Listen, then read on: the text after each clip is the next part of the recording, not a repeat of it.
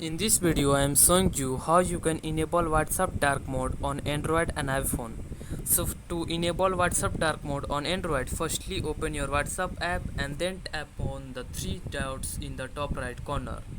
After that open the settings and then tap on the chat settings. When you are here in the display tab you can see the theme. Tap on the theme and here you have to choose the dark and then tap on the OK in the bottom right corner, and now you have enabled the dark mode on the WhatsApp.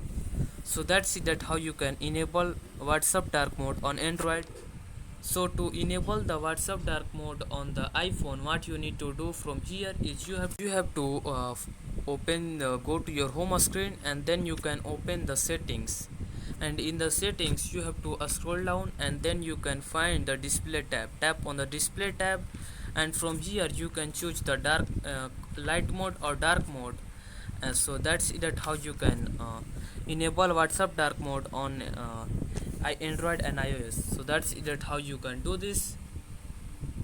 If you found this video helpful, please subscribe to my channel and also press the bell icon to get notifications of such new informative video. And also don't forget to like, share and comment on this video. Have a good day.